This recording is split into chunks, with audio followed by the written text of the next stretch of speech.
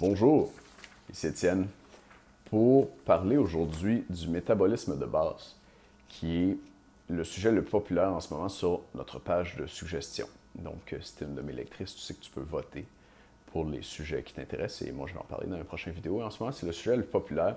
En fait, la question, c'est comment augmenter le métabolisme de base, sous-entendu bien sûr pour perdre du poids. Alors, je vais aborder ce sujet-là plus tard cette semaine. Aujourd'hui, on va simplement s'entendre sur c'est quoi le métabolisme de base. Alors, le métabolisme de base, définition un peu textbook, donc livre de base de sciences médicales, c'est la dépense énergétique, et j'ai vu ce beau mot-là en français, incompressible, qui assure les fonctions de base de ton métabolisme, de ton corps. Alors, on se parle de ta respiration, de ta circulation sanguine et des fonctions de tes organes vitaux dans l'ordre de ceux qui dépensent le plus de calories à ceux qui en dépensent le moins, le foie, le cerveau, les reins, le cœur et les autres organes. À lui seul, le foie, il dépense à peu près 27 des calories allouées à ton métabolisme de base. Donc, c'est beaucoup, le foie, il travaille fort. Filtre ton sang toute la journée. Il n'y a pas de pause, lui, même quand tu dors. Il est au travail.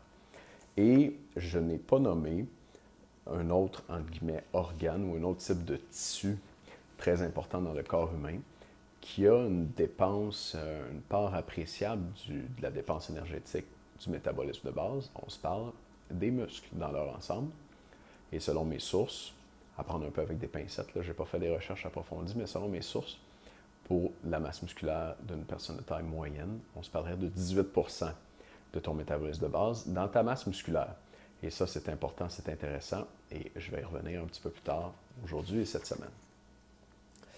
Pour une femme de 20 ans, mesurant 1,65 m et pesant 60 kg, c'est-à-dire à peu près 130 livres, le métabolisme de base est de environ 1350 calories. Donc, ça te donne une idée.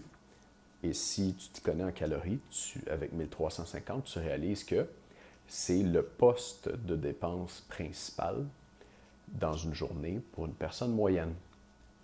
La dépense énergétique dans le corps humain, on en fait tout le temps. Okay? Pour fonctionner, le corps, il dépense de l'énergie. Comme pour une voiture, pour qu'elle avance, il brûle du gaz.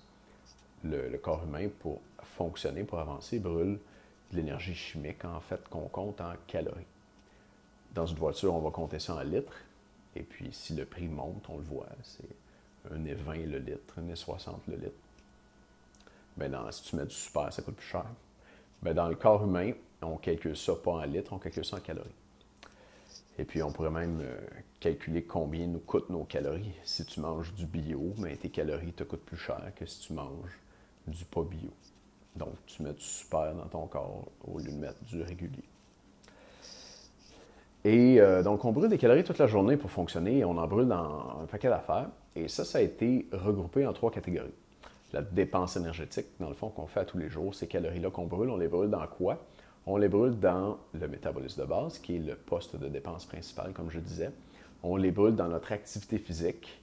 Et là, il y a toutes sortes d'activités physiques. Il y a l'activité physique volontaire, donc je vais sortir marcher une demi-heure.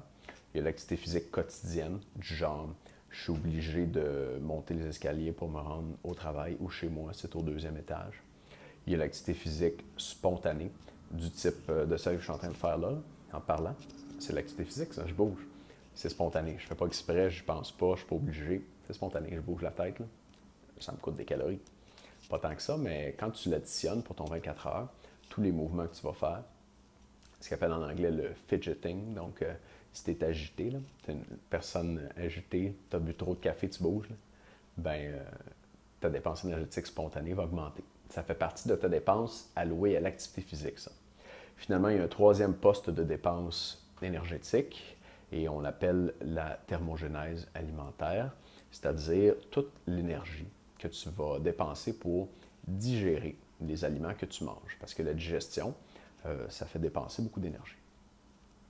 Alors, voici ce qu'est le métabolisme de base. Maintenant, pourquoi est-ce qu'on voudrait l'augmenter, le métabolisme de base? Pourquoi est-ce que c'est intéressant?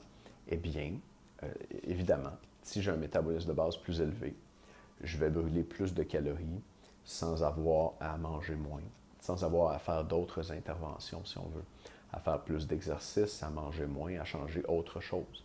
Si j'arrivais à augmenter en claquant des doigts mon métabolisme de base, bien, je pourrais perdre du poids facilement.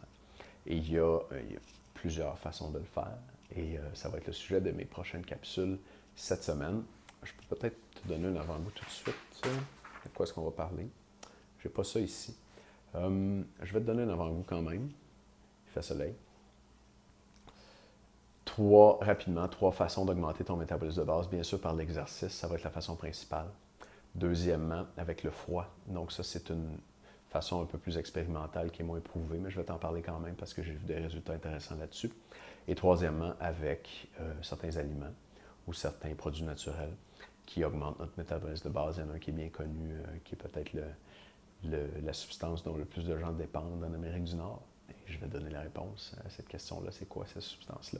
Plus tard cette semaine. Alors, reviens-moi demain dans une autre vidéo avec des trucs pour augmenter ton métabolisme de base, donc ta dépense énergétique, et peut-être perdre du poids sans manger moins et sans avoir à faire plus d'exercice. On se reparle demain dans une prochaine vidéo. En attendant, si tu veux recevoir une recette de poulet que tu peux manger à volonté pour perdre environ 1 livre par semaine, laisse ton nom sur une liste spéciale qui est la liste d'informations de notre livre de recettes qui va sortir la semaine prochaine. 29 recettes au poulet que tu peux manger à volonté pour maigrir de 1 livre par semaine. Plus d'informations en laissant ton email sur la page spéciale que je vais mettre dans le courriel aujourd'hui. Merci de m'écouter. On se revoit demain. Bye bye.